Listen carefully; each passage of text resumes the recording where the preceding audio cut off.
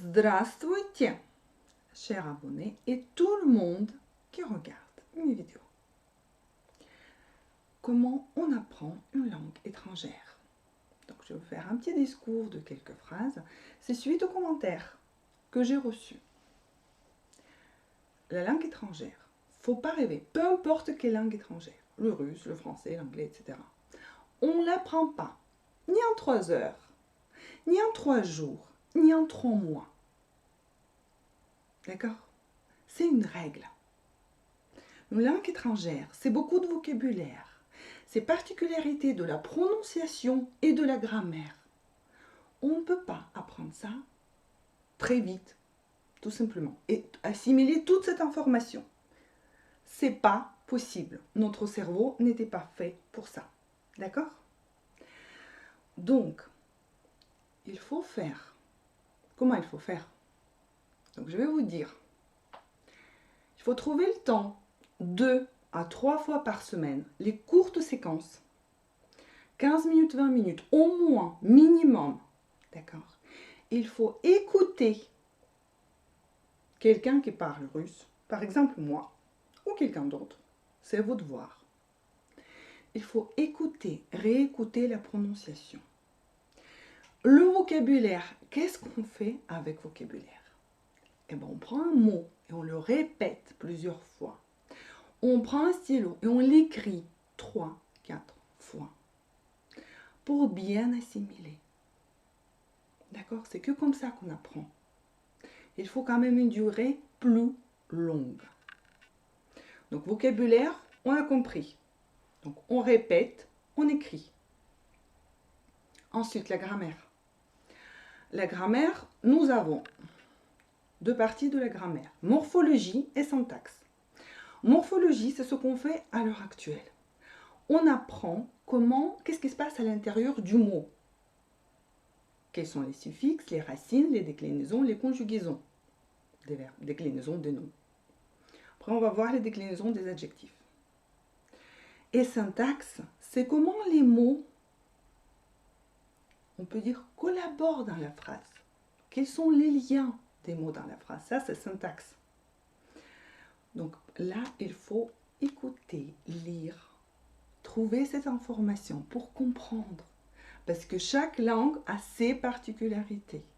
Et quand vous comprenez qu'est-ce qui se passe à l'intérieur des mots, à l'intérieur de la phrase, et comment les phrases ensuite se suivent dans un texte, quand vous le comprenez, d'accord, c'est beaucoup mieux, même pour vous, d'assimiler et de construire les phrases par vous-même. Donc, il est nécessaire, je pense, de vraiment comprendre un tout petit peu par un tout petit peu. Si le texte vous paraît difficile ou trop de vocabulaire, ce n'est pas grave. Même si vous assimilez une toute petite partie, c'est déjà ça. C'est pour ça que je vous invite à écouter et à travailler par vous-même. Personne ne va le faire à votre place. Et la phonétique. La phonétique, c'est une partie la plus dure. Pourquoi? Parce que la prononciation n'est pas évidente. Peu importe quelle langue. Et l'accent, on le perd presque jamais. Il y a toujours quelque chose. On a une langue d'origine et on a influence de cette langue sur toute langue qu'on apprend après. Donc on a toujours un petit accent. Et l'intonation de la phrase, c'est pareil des mots dans la phrase. Parce qu'on a déjà une intonation, quelque chose qu'on a assimilé pendant notre enfance, en grandissant, en apprenant plein de choses. Et quand on ajoute d'autres choses, notre cerveau, il réagit quand même, il a une base déjà faite. Donc en fonction de cette base, il répond à tout ce qu'on assimile après. Donc le plus dur, la chose la plus dure quand on apprend une langue étrangère, c'est l'intonation et la prononciation. Donc tout ce qui est vocabulaire et la grammaire, ce n'est pas difficile. Pourquoi il faut apprendre les particularités? Parce que chaque langue a ses particularités et c'est utile de le comprendre.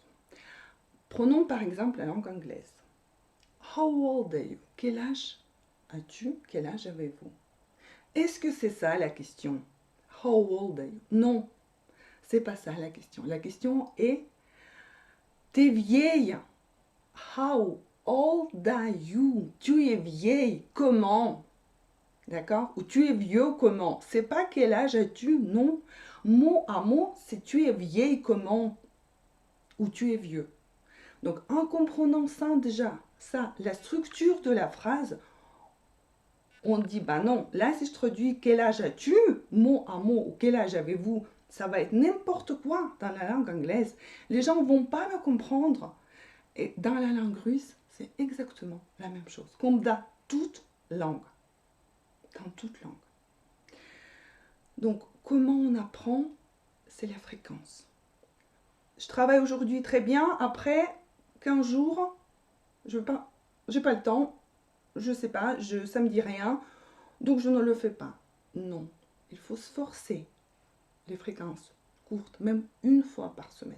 Si vous trouvez 20 minutes une fois par semaine, c'est déjà bien. Si c'est 2 fois par semaine, c'est mieux. D'accord? Mais au moins 2-3 fois par semaine. Et il y a l'expression latine très connue. Gutta cavat lapidem non vi sed semper cadendo. C'est-à-dire que la goutte, quand elle tombe sur la pierre, elle taille la pierre. Mais elle taille la pierre pas par sa force, mais par la fréquence de sa chute. Donc plus elle tombe, cette goutte, plus elle taille la pierre.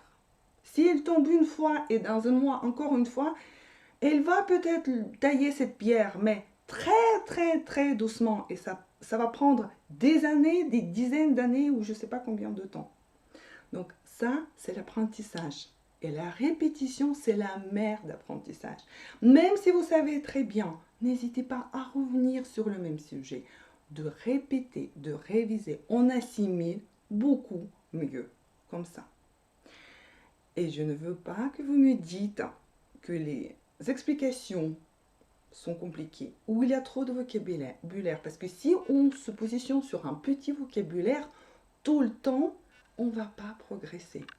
Même si on n'assimile pas tout, mais une partie, plus c'est riche en vocabulaire, en information, plus vous allez assimiler déjà.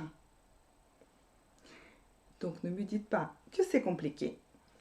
Quand je fais mes vidéos, je me base sur les manuels de CE2, CM1, d'accord, de la langue russe dans le système éducatif russe. Donc je les adapte, je les traduis, je connais très bien comment la langue française fonctionne. Je pense, peut-être pas très bien, on va être discrète, mais une quand même grande partie comment ça fonctionne. Et j'essaie d'adapter pour que ce soit compréhensif. D'accord? Donc, n'hésitez pas à trouver le temps, même un petit quart d'heure, 2 à 3 fois par semaine. Regardez mes vidéos, regardez d'autres choses, essayez de lire. Les articles, les livres en russe, peu importe le niveau, même si vous lisez 10 phrases, et si vous comprenez 5 mots, c'est déjà ça. C'est comme ça qu'on progresse. Voilà. Maintenant, regardez mon vase. Je trouve qu'elle est très jolie et bien assortie aujourd'hui. Maintenant, on va revenir vers notre temps futur dans la langue russe. Donc, on a commencé déjà à voir la conjugaison du verbe être dans le futur. Comment les verbes se conjuguent? C'est très simple. On peut, il y a quand même ses règles, bien évidemment. Soit on ajoute le suffixe c'est après la racine, on se souvient. Soit on a le préfixe c'est avant la racine, le radical. Soit on prend l'infinitif tout court, on prend la conjugaison du verbe être dans le futur, on conjugue le verbe être dans le futur et on ajoute l'infinitif, la forme de l'infinitif de notre verbe principal. On va voir ça sur les exemples. On se souvient, ça c'est le présent. La conjugaison du verbe stать, se lever. Я встаю, ты встаешь. Он встает. Мы встаем. Вы встаете. Они встают. Qu'est-ce qui se passe dans le futur? Bon, je vais l'enlever. Hop, ça va être... Donc, il y a un suffixe qui s'ajoute. Я встану. Я встаю, ты встаешь. C'est le présent. Et là, c'est я встану. Ты встанешь. Ты встаешь. Встанешь. On a N. C'est la lettre qui est en vert. Он встанет. Она встанет. Оно встанет. Мы встанем. Вы встанете. Они встанут. Présent, они встают. Il y a N, suffixe N qui apparaît. Et you se transforme en OU. Они встанут. Le verbe петь, chanter. On se souvient. Я пою, je chante. Ты поешь, tu chantes. Он поет, il chante. Мы поем, nous chantons. Вы поете, vous chantez. Они поют, ils chantent. Ça, c'est la conjugaison du verbe chanter, петь au présent. Qu'est-ce qui se passe au futur? Il y a un préfixe qui s'ajoute. Et les formes de conjugaison, la conjugaison et les formes sont les mêmes, d'accord? C'est la même chose, sauf on ajoute un préfixe «сан». Я спою, ты споешь, tu vas chanter. Он споет, il va chanter. Мы споем, nous allons chanter ou nous chanterons, d'accord? Futur immédiat, ça n'existe pas dans la langue russe. Мы споем, on peut traduire comme nous allons chanter ou nous chanterons. Вы споете, vous chanterez. Они споют, ils chanteront. Я спою, ты споешь, она споет. Мы споем, вы споете, они споют. Et on se souvient. La conjugaison du verbe être au futur. Par exemple, le verbe петь, chanter. On peut faire aussi la forme composée du futur. Я буду петь, je vais chanter. Mais ce n'est pas le futur immédiat. C'est toujours la forme future. Я буду петь et я спою. C'est exactement la même chose. On ne peut pas dire que si j'utilise une forme, ça va être la forme, l'action antérieure par rapport à l'autre ou postérieure. Non. Les deux formes, on va dire, sont égales. Après, ça dépend du contexte, de syntaxe dans notre texte et nos phrases. D'accord? Donc, le verbe chanter, петь.